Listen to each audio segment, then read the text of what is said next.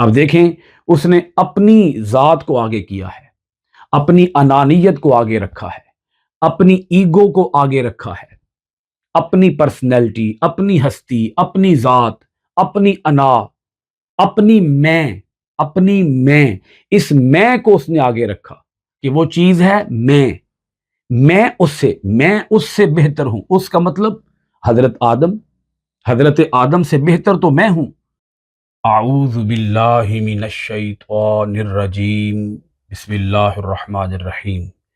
معزز خواتین و حضرات، عزیز طلبہ و طالبات، ڈیلی قرآن کلاس میں آپ سب کو خوش آمدید۔ امید کرتا ہوں آپ سب خیر و عافیت کے ساتھ ہوں گے۔ آج ہم پڑھیں گے سورۃ الاعراف، پارہ نمبر 8، آیت نمبر 12۔ لفظی ترجمہ سماعت کیجیے گا۔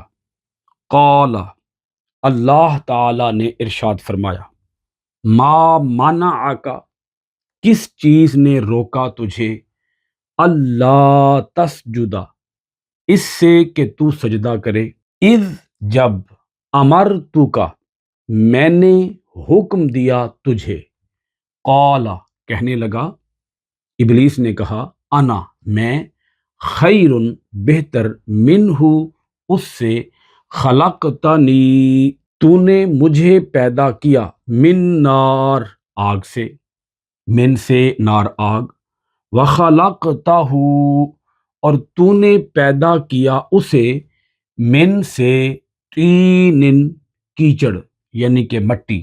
معزز ناظرین کرام، آیت مبارکہ کا گزشتہ آیت کے ساتھ جو ربط اور تعلق ہے وہ یہ ہے، اللہ رب العالمین نے اس سے گزشتہ آیت کے اندر قصہ آدم و ابلیس کا آغاز کیا تھا۔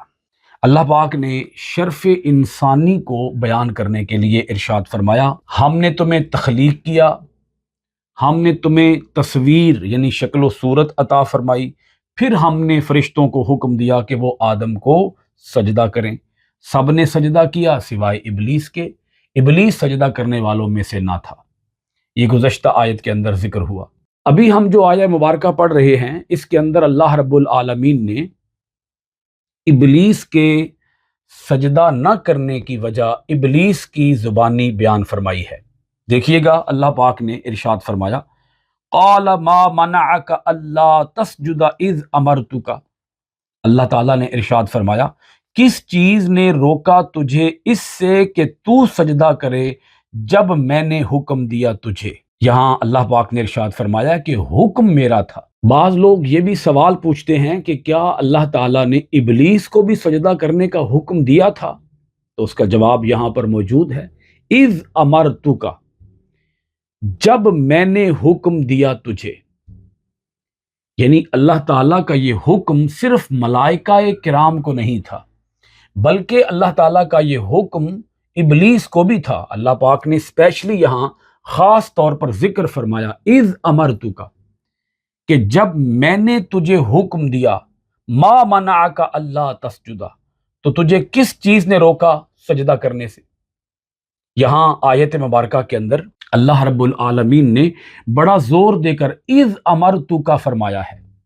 اذ امرتک کا مطلب یہ بنے گا کہ اے ابلیس، تجھے اس بات پر فوکس کرنا چاہیے تھا، غور کرنا چاہیے تھا کہ حکم میرا ہے، حکم پروردگار عالم کا ہے، حکم حاکم حقیقی کا ہے، حکم بادشاہ مطلق کا ہے، حکم اس ذات کا ہے جو حی ہے، قیوم ہے، جو ازل سے ہے، ابد تک ہے، جس کی نہ کوئی ابتدا ہے اور جس کی نہ کوئی انتہا ہے۔ اس رب نے، اس رب العالمین نے، اے ابلیس، تو نے میرے حکم کی بھی پرواہ نہیں کی، میرے حکم کی۔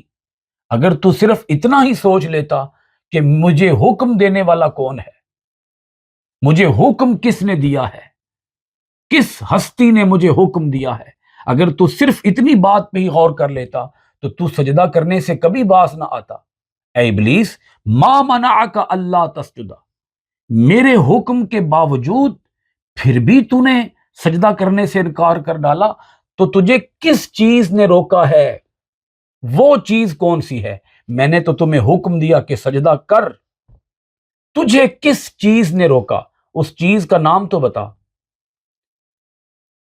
اس کا مطلب یہ ہے کہ تیرے خیال میں وہ چیز بڑی ہے مجھ سے، میں بڑا نہیں ہوں، وہ چیز بڑی ہے جس چیز نے تجھے روک دیا ہے، کیونکہ میرے حکم کے مقابلے میں کس کا حکم آ سکتا ہے؟ میرے حکم کے مقابلے میں تو کوئی حکم دے ہی نہیں سکتا۔ تو جب میرے حکم کے بعد حکم ہی کسی کا نہیں ہے تو نے پھر حاکم کس کو مان لیا؟ میرا حکم پا کے بھی پھر نے میرے حکم کی خلاف ورزی کی۔ اب دیکھیں اس نے کس چیز کا نام لیا، وہ چیز کون سی تھی جس چیز نے اسے روکا سجدہ کرنے سے؟ قال، کہنے لگا، انا خیر منہ، یہ ہے وہ چیز، میں اس سے بہتر ہوں۔ اب دیکھیں اس نے اپنی ذات کو آگے کیا ہے، اپنی انانیت کو آگے رکھا ہے، اپنی ایگو کو آگے رکھا ہے، اپنی پرسنالٹی، اپنی ہستی، اپنی ذات، اپنی انا، اپنی میں، اس میں کو اس نے آگے رکھا کہ وہ چیز ہے میں اس سے بہتر ہوں۔ اس کا مطلب حضرت آدم سے بہتر تو میں ہوں۔ خلقتنی، اب دیکھیں آگے وہ وجہ بیان کر رہا ہے کہ میں اس سے بہتر کیوں ہوں، اس کی وہ اب دلیل دے رہا ہے۔ خلقتنی من نار، تو نے مجھے پیدا کیا ہے آگ سے۔ ایک بات ہو گئی، خلقتنی من نار، تو نے مجھے پیدا کیا آگ سے، وخلقتہ من طین، اور تو نے اسے پیدا کیا ہے مٹی سے، گارے سے، کیچڑ سے۔ تو میں کہاں اور وہ کہاں؟ تو میں اس سے بہتر ہوں، تو اس نے اپنی برتری کا اظہار کر دیا۔ آیت مبارکہ کے اندر اس بات کو ہمیں ازبر رکھنا چاہیے کہ ابلیس کے گمراہ ہونے کی وجہ کوئی چیز نہیں تھی، وہ اس کی اپنی میں ہی تھی۔ اگر آپ تھوڑا سا اس بات پر بھی غور کریں کہ کیا شیطان کا یہ جواب معقول جواب تھا، تو بالکل غیر معقول جواب تھا، غیر منطقی جواب تھا، لاجک کے خلاف اس کا جواب تھا۔ کوئی اس میں لاجک کی بات ہی نہیں تھی، کیونکہ یہ اس کی سوچ تھی کہ آگ مٹی سے افضل ہوتی ہے، حالانکہ آگ ہرگز افضل نہیں ہے، کیونکہ آگ کے اندر کوئی چیز ڈالی جائے، آگ تو اس چیز کو فنا کر دیتی ہے، آگ اس چیز کو ختم کر کے رکھ دیتی ہے، جبکہ مٹی کے اندر کوئی چیز ڈالی جائے تو مٹی اس کو فنا نہیں کرتی۔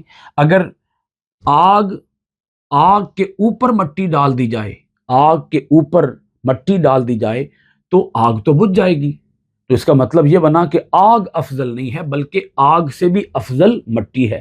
اگر آگ اور مٹی آپ دونوں چیزوں پر غور کریں تو آگ کے اندر تیزی ہے، آگ کے اندر تکبر ہے، آگ کے اندر طیش ہے، جبکہ مٹی کے اندر عاجزی ہے، مٹی کے اندر حلم ہے، مٹی کے اندر وقار، متانت ہے۔ مٹی آگ سے افضل ہے، آگ مٹی سے افضل نہیں ہے۔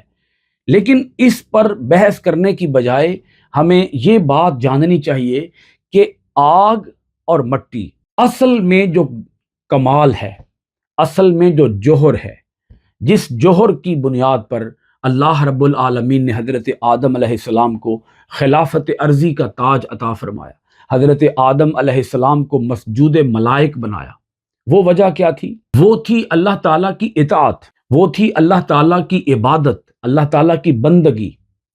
کیونکہ ابلیس نے بھی اللہ کی بندگی کی اور حضرت آدم علیہ السلام نے بھی اللہ کی بندگی کی، مگر دونوں کی بندگیوں میں فرق ہے۔ فرق یہ ہے کہ ابلیس اپنی عبادت کے باوجود اپنی میں کو مٹا نہیں سکا، جبکہ حضرت آدم علیہ السلام نے اللہ تعالیٰ کی عبادت بھی کی اور اپنی میں کو مٹا دیا۔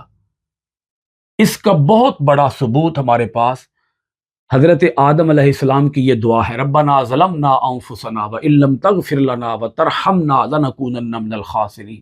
حضرت آدم علیہ السلام نے تو کہہ ڈالا، اے ہمارے رب، ہم نے اپنی جانوں پر ظلم کیا، اور اگر تو نے ہمیں معاف نہ کیا اور اگر تو نے ہم پر رحم نہ فرمایا تو ہم ضرور خسارہ پانے والوں میں سے ہو جائیں گے۔ یہ ہے حضرت آدم علیہ السلام کی عاجزی، انکساری اور اپنی انانیت کا خاتمہ۔ تو جو اپنی انا کو ختم کر دے، اس واقعہ کے اندر بہت بڑا سبق یہ ہے کہ اپنی انا کو مٹاؤ، اپنی ذات، اپنی ہستی، اپنی انانیت، اپنا غرور اور اپنا تکبر، اس کو ختم کرو۔ جو اپنے غرور اور تکبر کا خاتمہ کر لیتا ہے وہ اللہ تعالیٰ کی بارگاہ میں سرخرو ہو جاتا ہے، اس کی تمام عبادتیں درجہ قبولیت پر فائز ہو جاتی ہیں۔ آیت مبارکہ کے اندر ایک بہت بڑا میسج اور پیغام یہ چھپا ہوا ہے کہ جب ہمیں اللہ تعالیٰ کوئی حکم ارشاد فرما دے تو پھر ہمیں حکم الہی کے مقابلے میں قیاس کو لے کے نہیں آنا چاہیے۔ جب نص آ گئی، جب قرآن کی آیت آ گئی تو قرآن کی آیت کا، اللہ کے حکم کا قیاس کے ساتھ کوئی مقابلہ نہیں ہے۔ یعنی اپنی عقل کو، اپنے دماغ کو، اپنے شعور کو وہاں پہ روک دینا چاہیے، اپنی عقلی صلاحیتوں کو بروئے کار نہیں لانا چاہیے، اپنے عقل کا استعمال وہاں بند کر دینا چاہیے جب حکم الہی آ جائے۔ حکم الہی مقدم ہے، قیاس مؤخر ہے۔ اگر حکم الہی نہ ہو تو ہم قیاس کا استعمال کریں گے، اپنے عقل کا استعمال کریں گے، لیکن جب حکم الہی ہوگا تو ہم قیاس کو ٹھوکر مار دیں گے۔ اگر ہم حکم الہی کے سامنے عقل کو لے آئیں گے تو ڈگمگا جائیں گے۔ یہی وجہ بنی ابلیس کے ڈگمگا جانے کی۔ اقبال نے اسی لیے کہا تھا، عقل کو تنقید سے فرصت نہیں، عشق پہ اعمال کی بنیاد رکھ۔